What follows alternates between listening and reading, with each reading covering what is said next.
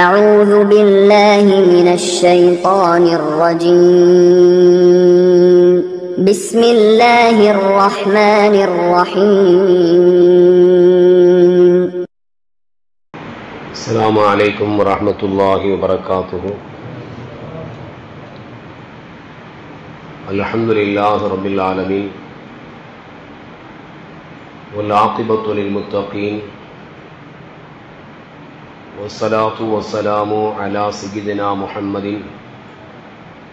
وعلى آله وصحابه أجمعين.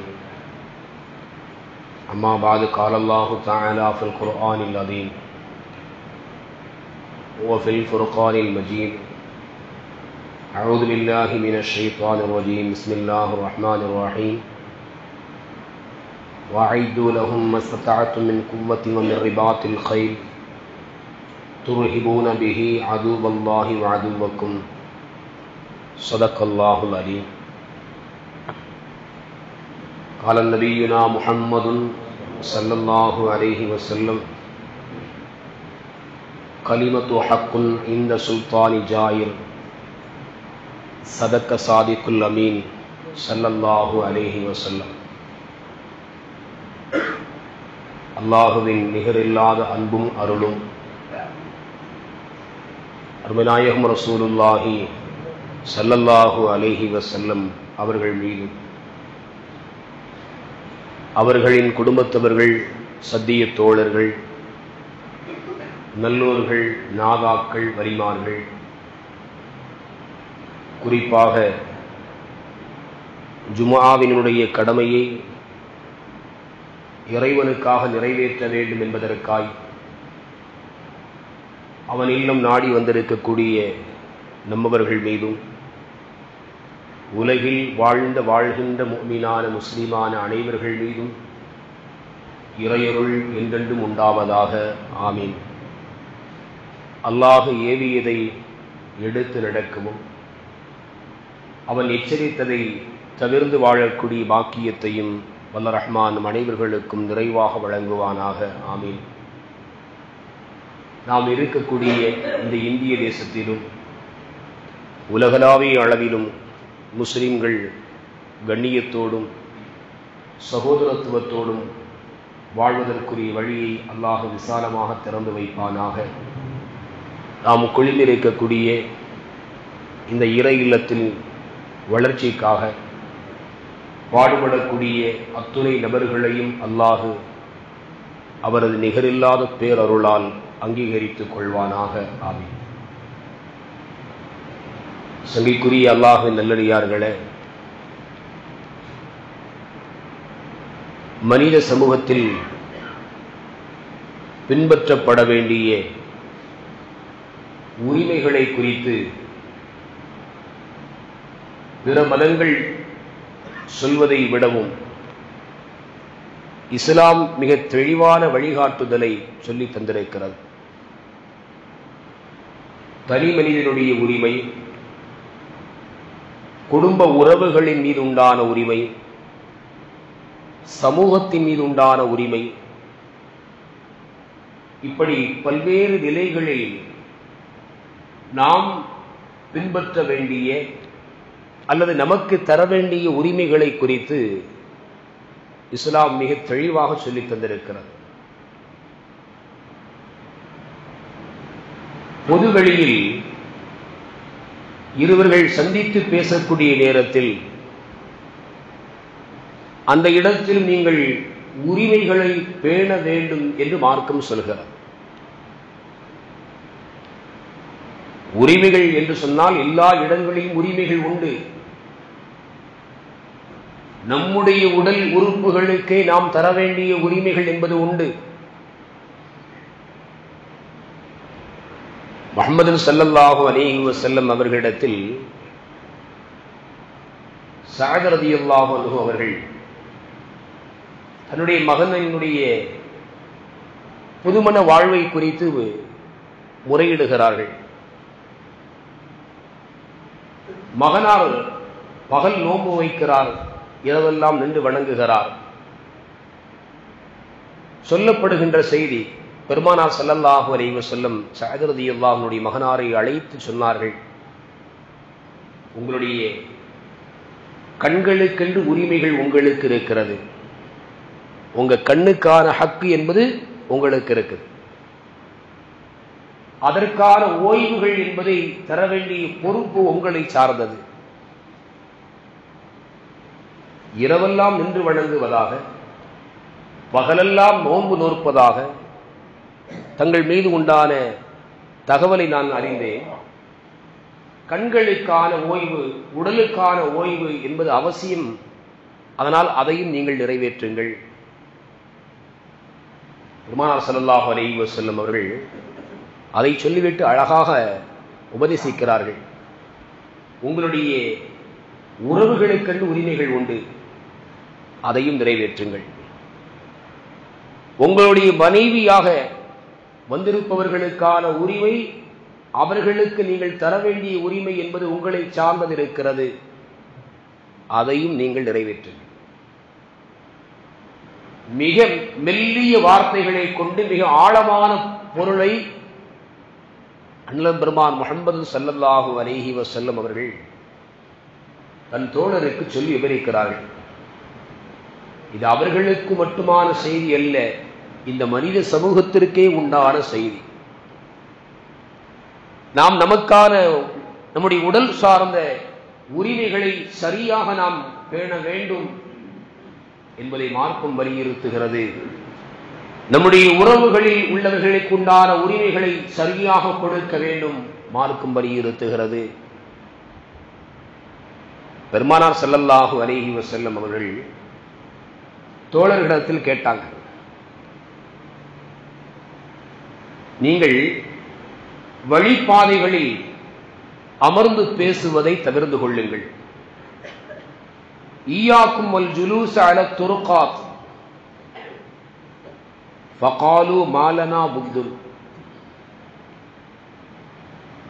தோழர்கள் எல்லாம் சொன்னாங்க, அது எங்களுக்கு ரொம்ப அவசியமானது, அதை விட்டால் வேறு சந்திப்பிற்கான வழி இல்லை. வழிகளில் சந்தித்து பேசிக் கொள்வதுதான் எங்களுடைய நிலையாக இருக்கிறது. இன்னமாகிய மஜாலிசுனா நதஹத்தஸு ஃபீஹா, அதுதான் எங்களுடைய மஜ்லிஸ்கள், சந்திப்பிற்குரிய இடம். அதில் நாங்கள் தான் இந்த இடத்துல தான் நாங்கள் பேசிக்கிறோம். கால நபி அவர்கள் சொன்னாங்க, ஃபைதா அபைத்தும் இல்லல் மஜாலிஸ ஃபஅத்து தரீக ஹக்கஹா, அல்லாத வேறு இடத்தில் உங்களால் சந்திக்க முடியாது என்று இருக்குமையானால் பாதைகளுக்குரிய ஹக்கை, உரிமையை நீங்கள் நிறைவேற்றுங்கள் என்றார்கள் முஹம்மது ஸல்லல்லாஹு அலைஹி வஸல்லம்.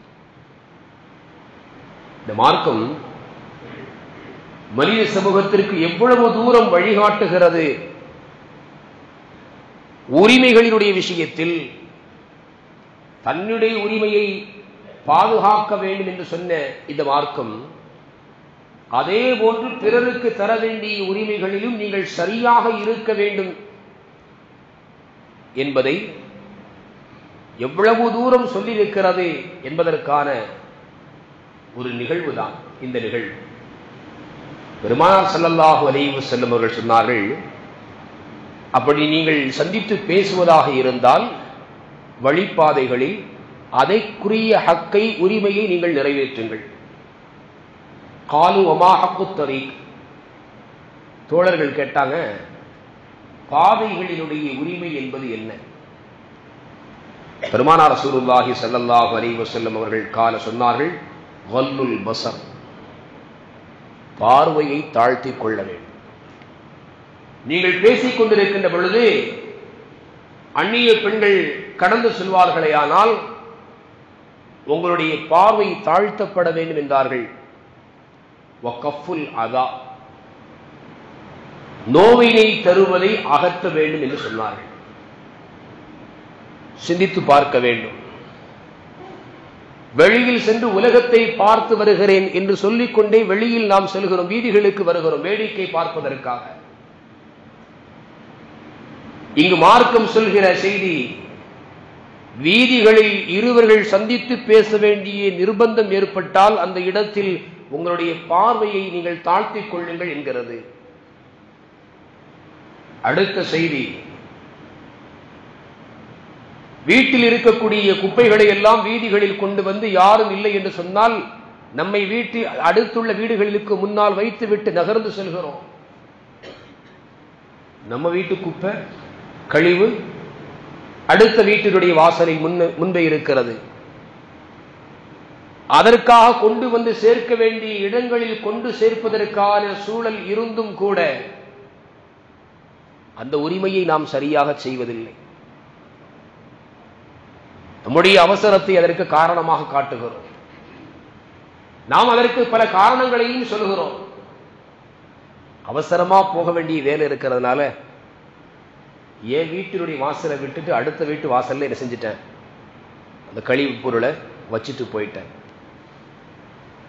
இது யதார்த்தமாக நடைபெறக்கூடிய நிலைகளில் நாம் சிந்திக்க வேண்டிய செய்தி இங்கு இருக்கிறது. நம்முடைய வீட்டிற்குள்ளால் இருக்கக்கூடிய அந்த கழிவினுடைய பொருள் இருப்பதை விரும்பாத நாம் நம்மை அடுத்து உள்ளவர்களுடைய வீட்டில் அவர்களுடைய வாசல் பகுதியில் அது இருப்பதை நாம் பொருட்படுத்துவதில்லை. நம்ம வீட்டில் அது இருக்கிறது, நேரம் ஆயிடுச்சு, ஒரு மாதிரி வாட வருது, அது கழிவு பொருள், அது அப்புறப்படுத்தப்படணும் என்றெல்லாம் நாம் யோசிக்கிறோம்.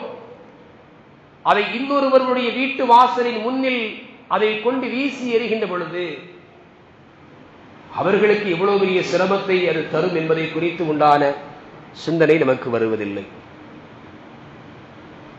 பெருமானார் ஸல்லல்லாஹு அலைஹி வஸல்லம் அவர்கள் பேசுகிறார்கள், கஃபுல் அதா, பாதையில் கிடப்பதை நோவினை தரக்கூடிய வஸ்துக்களை நீக்குவது பாதையினுடைய உரிமை. அடுத்து சொன்னாங்க, வலத்து சலாம, சலாமிற்கு நீங்கள் பதில் சொல்லுங்கள். பேசிக்கிட்டு இருக்கிறோம், கடந்து செல்லக்கூடியவர்கள் சலாம் சொல்கிறார்கள். இந்த இடத்தில் நாம் பேசுவதை நிறுத்தி நமக்கு சொல்லப்பட்ட சலாமிற்கு பதில் சொல்லணும். இது பாதையினுடைய உரிமை. பெருமானார் ஸல்லல்லாஹு அலைஹி வஸல்லம் அவர்கள் அடுத்து சொன்னார்கள், வ அம்ரும் பில் மஅரூஃப், நன்மையை கொண்டு நீங்கள் ஏவுங்கள். பாதையில் சந்தித்து நீங்கள் பேசுவதாக இருந்தாலும் ஒருவருக்கொருவர் நல்லதை பேசிக் கொள்ளுங்கள் அப்படிங்கிற பொருளும் அதில் உண்டு.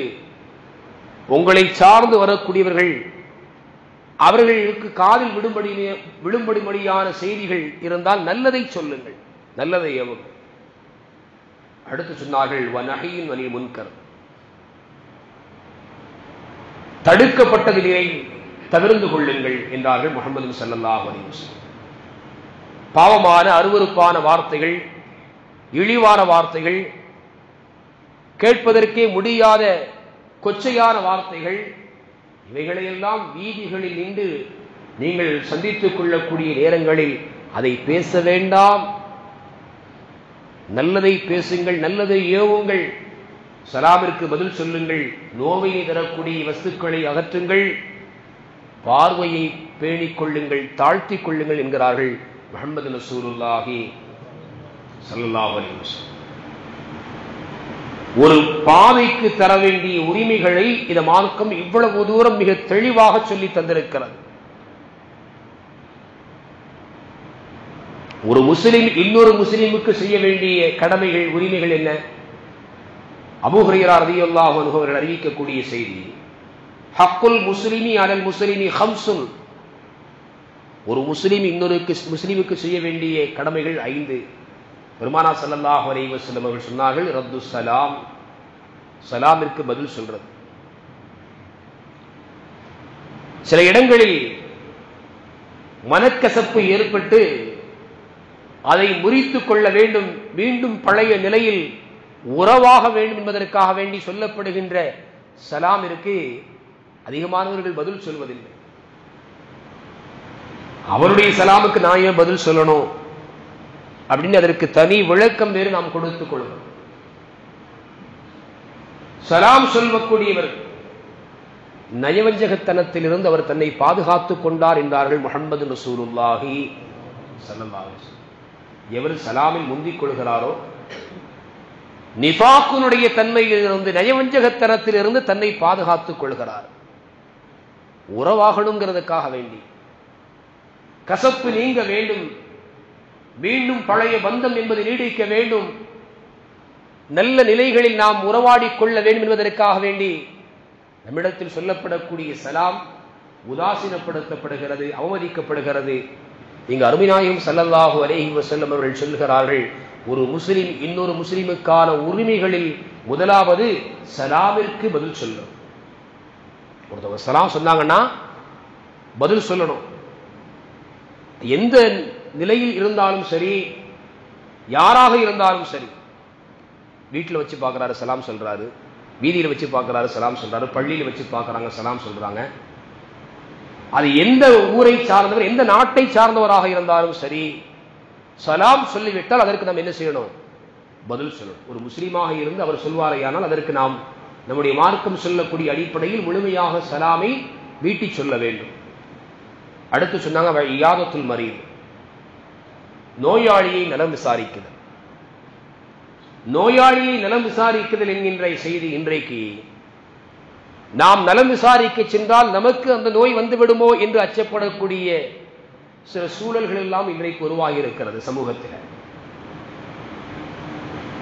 ஒரு முஸ்லிமினுடைய கடமையாக மார்க்கம் சொல்லக்கூடிய செய்தியை குறைந்தபட்சம் அவர்களுக்கு அருகில் சென்று அவர்களோடு அமர்ந்து ஆறுதலான வார்த்தைகளை சொல்லி, நல்ல துஆக்களை சொல்லி, அவர்களுடைய மனதில் ஒரு தைரியத்தை ஏற்படுத்தும்படியான வார்த்தைகளை சொல்லாவிட்டாலும் அவர்களுடைய குடும்பத்தவர்களை கண்ட நேரத்திலாவது அவர்களை பற்றி உண்டான நோயை பற்றி விசாரித்துக் கொள்வது அது கூட இன்றைக்கு குறைந்திருக்கிறது. அவர்களை வீட்டுக்கு சென்று அல்லது மருத்துவமனைக்கு சென்று பார்க்க முடியவில்லை. அவருடைய நெருங்கிய உறவில் உள்ளவர்கள், பந்தத்தில் உள்ளவர்களை பார்க்கிறோம், பேசுகிறோம். அவருடைய குடும்பத்தவர்களில் நோய்வாய்ப்பட்டவர்களை குறித்து விசாரிப்பதற்கு நாம் மறந்து விடுகிறோம். அதை செய்கிறது. பெருமானார் ஸல்லல்லாஹு அலைஹி வஸல்லம் அவர்கள் முஸ்லிம் இரண்டாவது ஒரு முஸ்லிம்களுக்கு செய்ய வேண்டிய கடமைகளில், உரிமைகளில் இரண்டாவதாக சொன்னது செய்தி இயாதத்துல் மரீத், நோயாளியை நலம் விசாரிக்கிறது. அடுத்து சொன்னாங்க வத்திபாவுல் ஜனாயிஸ், இறந்த ஜனாசாக்களை பின்தொடர்ந்து செல்வது. செல்வது என்று சொன்னால் அந்த தொழுகையில் பங்கெடுக்கிறது, அடக்கத்தில் பங்கெடுக்கிறது. அதற்கான நன்மைகள் எல்லாம் பெரும் நன்மை இருக்கிறது. கலந்து கொண்டு தொழுகையில் பங்கெடுத்து அடக்கம் செய்கின்ற வரையில் ஒருவர் இருக்கிறார் என்றால் 2 உஹது மலையினுடைய அளவிற்கான நன்மைகளை அவர் பெறுகிறார் என்கிறார்கள் முஹம்மது ரசூலுல்லாஹி ஸல்லல்லாஹு அலைஹி வஸல்லம். எவ்வளவு பெரிய நன்மைகளை அல்லாஹ் வைத்திருக்கிறான். ஆனால் இன்றைக்கு எத்தனை நேரங்களில் ஜனாசாக்களில் நாம் பங்கெடுக்கிறோம் என்பதை குறித்து நாம் சிந்திக்க வேண்டும். நமக்கான உரிமை அது, நாம் நிறைவேற்ற வேண்டிய உரிமை அது. நம் சமூகத்தில் முஸ்லீமாக இருந்த ஒருவர் இறந்து விட்டார் என்று சொன்னால் அவருடைய ஜனாசாக்களில் பங்கெடுப்பதற்கான சூழல் வாய்ப்புகள் இருக்கவையானால் அதை நாம் ஒருபோதும் தவற விட்டுவிடக் கூடாது. காரணம், அவருக்கு நாம் தர வேண்டிய உரிமை அது. ஸல்லல்லாஹு அலைஹி வஸல்லம் அவர்கள் அடுத்து சொன்னார்கள் வைஜாபத்து தஅவா, விருந்தழைப்பிற்கு பதில் சொல்லுங்கள். முஸ்லிமினுடைய கடமைகள். ஒரு முஸ்லிம் நம்மை அழைக்கிறார் என்று சொன்னால் அவருக்கு நாம் பதில் உரைக்க வேண்டும். வர முடியாத சூழல் அல்லது உடலில் உண்டான உபாதைகள் இருக்கிறது, பிணி இருக்கிறது என்றால் இந்த காரணத்தை அவர்களிடத்தில் நாம் என்ன செய்யணும்? மென்மையான முறையில், அழகான முறையில் அவர்கள் அழைக்கின்ற பொழுது நாம் என்ன செய்யணும்? அந்த காரணங்களை சொல்லணும். அல்லது அந்த நாளில் நம்மால் செல்ல முடியவில்லை என்று சொன்னால் அடுத்து அவர்களை சந்திக்கின்ற பொழுதாவது குறைந்தபட்சம் நாம் செல்லாமல் இருந்ததற்கான காரணத்தை என்ன செய்யணும்? சொல்லணும்.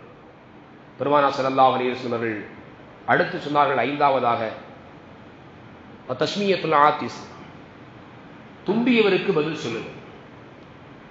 மார்க்கம் சொல்கிறது, தும்பல் ஏற்பட்டு ஒருவர் அல்ஹம்துலில்லாஹ் என்ற வார்த்தையை மொழிந்தால் கேட்கக்கூடியவர்கள் யர்ஹமுக்கல்லாஹ் என்று சொல்லணும். மார்க்கம் சொல்லி தந்த செய்தி. அருமையானவர்களே, இப்படி ஒவ்வொரு இடங்களிலும் உரிமைகளை, பிறருக்கு கொடுக்க வேண்டிய உரிமைகளை நீங்கள் சரியாக கொடுங்கள் என்று மார்க்கம் நமக்கு சொல்லித் தருகிறது. நாம் பிறருக்கு உரிமைகளை கொடுக்க வேண்டும் என்பதை சொல்கிற இந்த மார்க்கம் நம்முடைய உரிமைகளையும் நாம் பாதுகாத்துக் கொள்ள வேண்டும். அது ரொம்ப முக்கியமானது. முஹம்மது ஸல்லல்லாஹு அலைஹி வஸல்லம் அவர்களிடத்தில் ஒரு தோழர் கேட்டாங்க, எனக்குண்டான உரிமையை ஒருவர் பறிக்க முற்படுகின்ற பொழுது நான் என்ன செய்வது? ஸல்லல்லாஹு அலைஹி வஸல்லம் சொன்னாங்க, அவரோடு நீங்கள் சண்டையிடுங்கள், அவரோடு யுத்தம் செய்யுங்கள். எந்த வழிகளில் உங்களால் அதை பெற்றுக்கொள்ள முடியுமோ அதை பெறுவதற்கான முயற்சி செய்யுங்கள். சஹாபி கேட்டாங்க, சண்டையிடுகின்ற பொழுது, யுத்தம் செய்கின்ற பொழுது, என்னுடைய உரிமைக்காக நான் யுத்தம் செய்கின்ற பொழுது என்னை அவர் கொன்று விட்டால், கொலை செய்து விட்டால் என்னுடைய நிலை என்ன? பெருமானார் ஸல்லல்லாஹு அலைஹி வஸல்லம் சொன்னார்கள், நீங்கள் ஷஹீதினுடைய அந்தஸ்தை அடைவீர்கள். இறைவனுக்காக உயிர் தியாகம் செய்த தியாகிகளினுடைய பட்டியலில் உங்களுடைய அந்தஸ்து என்பது சேர்க்கப்படும். யுத்தத்தில் நான் அவரை கொலை செய்து விட்டார், என்னுடைய உரிமையை பறிக்கிறார், அதை மீட்டெடுக்க அவருக்கும் எனக்குமான இடையில் ஏற்படக்கூடிய யுத்தத்தில், போராட்டத்தில் அவரை நான் கொலை செய்து விட்டால் அவர் நரகத்தில் இருப்பார் என்றார்கள் முஹம்மது ரசூலுல்லாஹி ஸல்லல்லாஹு அலைஹி வஸல்லம். நமக்கான உரிமைகள் எதுவோ அவைகளை நாம் பாதுகாத்துக் கொள்ள வேண்டும் என்பதை இந்த மார்க்கம் மிக துல்லியமாக நமக்கு சொல்லித் தருகிறது. நம்முடைய உரிமைகளை நாம் இழந்துவிடக்கூடாது. உரிமைகளை பறிப்பதற்கூடியவர்களிடத்தில் நம்முடைய உரிமைகளுக்கான வழிகள் என்ன, அதை மீட்டெடுப்பதற்கான வழிகள் என்ன என்பதை அறிந்து அந்த வழிகளில் நாம் போராட வேண்டும் என்பதை இந்த மார்க்கம் நமக்கு சொல்லித் தருகிறது. பெருமானார் ரசூலுல்லாஹி ஸல்லல்லாஹு அலைஹி வஸல்லம் அவர்களிடத்தில் ஒரு கேள்வி முன்வைக்கப்பட்டது. அய்யுல் ஜிஹாதி அஃதல் யா ரசூலல்லாஹ், அல்லாஹ்வின் தூதரே, யுத்தங்களில் எது சிறந்த யுத்தம்? பெருமானார் ஸல்லல்லாஹு அலைஹி வஸல்லம் சொன்னார்கள், கலிமத்து ஹக்குன் இந்த சுல்தானி ஜாயிர். ஆணவம் உள்ள ஒரு ஆட்சியாளரிடம், ஒரு அரசனிடம் உண்மையை சொல்வது, அவனுக்கு எதிராக உண்மையை சொல்வது என்றார்கள் முஹம்மது ரசூலுல்லாஹி ஸல்லல்லாஹு அலைஹி வஸல்லம். அதிகார தோரணையில் கொடுங்கோல் ஆட்சி செய்யக்கூடியவராக இருக்கிறான், ஆனாலும் அவருடைய அதிகாரத்தை பயப்படாமல், அவருடைய தண்டனையை பயப்படாமல், அவனுடைய அதிகார தோரணையில் பயந்து விடாமல் சத்தியத்தை சொல்வது, உண்மையை சொல்வது, இந்த மார்க்கம் சொல்லக்கூடிய செய்தி. அதுதான் மிகப்பெரிய ஜிஹாத், யுத்தம் என்கிறது முஹம்மது ரசூலுல்லாஹி ஸல்லல்லாஹு அலைஹி வஸல்லம் அவருடைய வார்த்தை. குர்ஆன் சொல்லக்கூடிய செய்தி, வஅய்து லஹும் மஸ்ததஅதும் மின் குவ்வத்தி வ மின் ரிபாத்தில் கைலி துர்ஹிபூன பிஹி அதுவல்லாஹி வ அதுவக்கும். அல்லாஹ் சொல்கிறான், இறை மறுப்பாளர்கள் அவர்களுக்கு எதிராக உங்களுடைய பலத்தையும் உங்களுடைய குதிரைகளையும், அன்றைக்கு குதிரைகள் என்பது யுத்தத்திற்காக பயன்படுத்தக்கூடிய மிகப்பெரிய ஆயுதங்களாக இருந்தது, உங்களுடைய குதிரைகளை நீங்கள் தயார்படுத்திக் கொள்ளுங்கள், அல்லாஹ்வுடைய எதிரியும் உங்களுடைய எதிரியும் அதனால் அச்சப்படக்கூடும் என்று அல்லாஹ் சொல்கிறார். அருமையானவர்களே, இந்த செய்திகள் நமக்கு சொல்லுகிற செய்தி குர்ஆனுடைய வசனமும் முஹம்மது ஸல்லல்லாஹு அலைஹி வஸல்லம் அவர்களுடைய இந்த ஹதீஸ் நமக்கு சொல்லித் தரக்கூடிய செய்தி. நம்முடைய உரிமைகளை நாம் இழந்துவிடக் கூடாது. நமக்கான உரிமைகளை பறிப்பதற்காக வேண்டி யாரேனும் முயற்சித்தால் அவர்களை எதிர்ப்பதற்கும் நாம் சடைந்து விடக்கூடாது. அவர்களை எதிர்கொள்ள வேண்டும், அவர்களோடு நாம் யுத்தம் செய்ய வேண்டும் என்பதை குர்ஆனுடைய வாக்கியங்கள் நமக்கு சொல்லித் தருகிறது. இன்றைக்கு நம்முடைய இந்திய தேசத்தினுடைய நிலைப்பாடு 12 மாநிலங்களில் SIR என்று சொல்லக்கூடிய சிறப்பு தீவிர வாக்காளர்கள் திருத்தச் சட்டம் என்பதை ஒன்றை கையில் எடுத்திருக்கிறார்கள். தேர்தல் ஆணையம் அறிவித்திருக்கிறது. தமிழகம் உள்ளடங்கிய 12 மாநிலங்களில் இந்த வாக்காளர் திருத்தம் என்பது நடைபெறும். தமிழகத்தில் இந்த ஆண்டு அக்டோபர் இறுதி முதல் அடுத்த ஆண்டு பிப்ரவரி இறுதி வரையிலும் இந்த திருத்த பணி என்பது நடைபெறும். நவம்பர் 4 முதல் டிசம்பர் 4 வரையிலும், இந்த ஆண்டில் நவம்பர் 4ஆம் தேதி முதல் டிசம்பர் 4 வரையிலும் வாக்குச்சாவடிகளினுடைய அதிகாரிகள் வீடுகளுக்கு வந்து வாக்காளர்களுக்கான படிவத்தை தருவார்கள். அதை நாம் பூர்த்தி செய்து கொடுக்க வேண்டும் என்ற அறிக்கைகளையும் தேர்தல் ஆணையம் வெளியிட்டிருக்கிறது. வாக்காளர்கள் இந்த குறுகிய காலத்தில் 1 மாத காலம் அதில் அவர்கள் தீவிரமாக செயல்பட வேண்டும் என்பதற்காக வேண்டி கிட்டத்தட்ட 77,000 அதிகாரிகளை நியமனம் செய்திருக்கிறது தேர்தல் ஆணையம் என்கின்ற தகவலை நம்மால் பார்க்க முடிகிறது. இதில் சில சந்தேகங்களும் இருக்கிறது. குறுகிய இந்த காலகட்டத்தில் அவர்கள் எப்படி இவைகளை எல்லாம் சரி செய்வார்கள், எப்படி அவர்களால் சரி செய்ய முடியும்? தேர்தல் ஆணையத்தினுடைய ஒரு அறிக்கை, வாக்குச்சாவடிகளுடைய அதிகாரிகள் ஒரு வீட்டிற்கு 3 முறை வருவார்கள் என்ற தகவலை வெளியிட்டிருக்கிறார்கள். அந்த வாக்காளர் பட்டியலில் அதை நாம் பூர்த்தி செய்து கொடுக்க வேண்டும். இந்த குறுகிய காலகட்டங்கள் என்பது மிகப்பெரிய சந்தேகத்தை பல நபர்களுக்கும் இதை நிர்ணயிக்கக்கூடிய ஆட்சியாளர்கள், ஆதரிக்கக்கூடியவர்கள் அல்லாத மற்றவர்களுக்கெல்லாம் பல்வேறு கேள்விகளை அது எழுப்பியிருக்கிறது.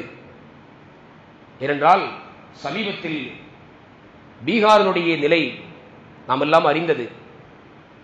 65 லட்சம் வாக்காளர்கள் நீக்கப்பட்டிருக்கிறார்கள். ஆவணங்கள் சரியாக இல்லை. இந்த தேசத்தில் எது பிரதானமான ஆதாரமாக விளங்கியதோ அவைகளை எல்லாம் நாம் ஏற்றுக்கொள்ள முடியாது. எல்லோரிடத்திலும் பெரும்பாலும் மக்கள் வைத்திருக்கக்கூடிய குடும்ப அட்டை, ரேஷன் கார்டு அட்டை, ஆதார் கார்டு, பிறப்பு சான்று, இவைகளை எல்லாம் ஆவணங்களாக ஏற்க முடியாது என்கின்ற நிலைகளை எல்லாம் தேர்தல் ஆணையம் வெளியிட்டிருந்தது.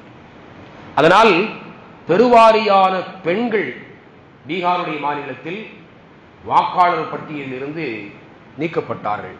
ஜனநாயகத்தினுடைய ஒரு நாட்டில் தன்னுடைய விருப்பத்திற்கு இணங்க யாருடைய நிர்பந்தமும் இல்லாமல் தனக்கு தானே தன்னை ஆளக்கூடிய ஆட்சியாளர்களை தேர்வு செய்யக்கூடிய அந்த அதிகாரத்தை மிக இலகுவான வழிகளில் பறிக்கக்கூடிய நிலையை பீகாரில் மிகப்பெரிய அளவில் 65 லட்சம் வாக்காளர்களை நீக்கம் செய்யப்பட்டது.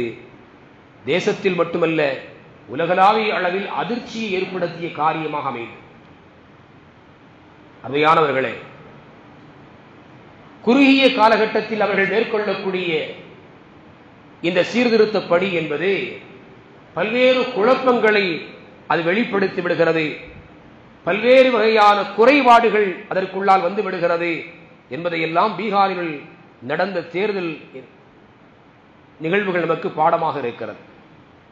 பீகாரில் உச்சநீதிமன்றத்தில் சமூக ஆர்வலர் யோகேந்திரா யாதவ் என்பவர் தேர்தல் ஆணையத்தின் மூலமாக வாக்காளர் பட்டியலில் இருந்து நீக்கப்பட்ட 7 நபர்கள், அந்த 7 நபர்களை என்ன காரணத்தால் நீக்கம் செய்தார்கள் என்றால், இவர்கள் இறந்து விட்டார்கள் என்ற தகவலை பதிவாக்கி நீக்கம் செய்யப்பட்ட 7 நபர்களை உச்சநீதிமன்றத்தில் யோகேந்திர யாதவ் என்பவர் சமூக ஆர்வலர் கொண்டு வந்து நிறுத்தினார்.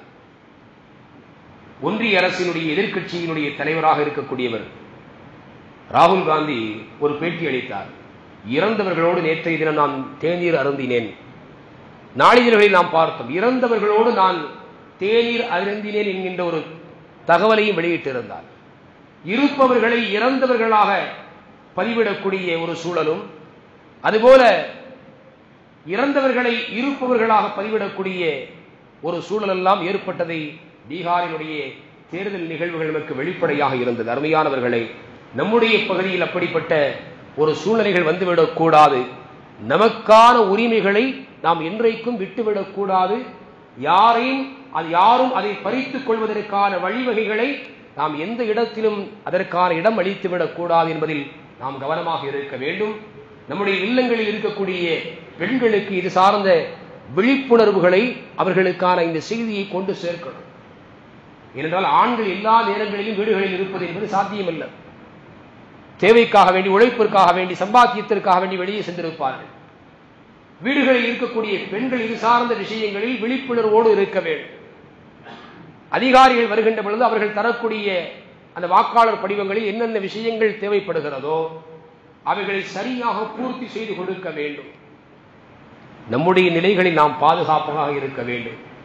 அல்லாஹ்விடத்திலே நம்மை ஆளக்கூடியவர்கள் சரியானவர்களாக அல்லாஹ் எங்களுக்கு நியமனம் செய் என்ற துஆவை ஒவ்வொரு நேரங்களிலும் நாம் அல்லாஹ்விடத்திலே கேட்டுக்கொண்டே இருக்க வேண்டும். அல்லாஹ் ரப்புல் ஆலமீன் இந்த இந்திய மண்ணில் முஸ்லிம்கள் சகோதர சமுதாயத்தை சார்ந்தவர்களும் கண்ணியத்தோடும் ஒற்றுமையோடும் எல்லா காலகட்டங்களிலும் வாழ்வதற்குரிய வழியை அல்லாஹ் விசாலமாக திறந்து வைப்பானாக.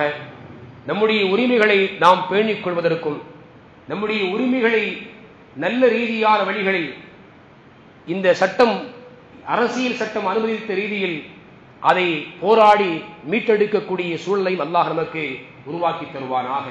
முஸ்லிம் சமூகம் எல்லா நிலைகளிலும் பிற சமயத்தவர்களோடு கண்ணியமான நிலையில் நடந்து கொள்வதும், பிற சமுதாயத்தவர்களால் முஸ்லிம் சமூகத்தில் உள்ளவர்கள் கண்ணியமானவர்கள் என்கின்ற நிலையை உணர்ந்து கொள்ளக்கூடிய சூழலை அல்லாஹ் இந்த தேசத்தில் வாழக்கூடிய அனைத்து முஸ்லிம்களுக்கும் அல்லாஹ் உருவாக்கி தருவானாக.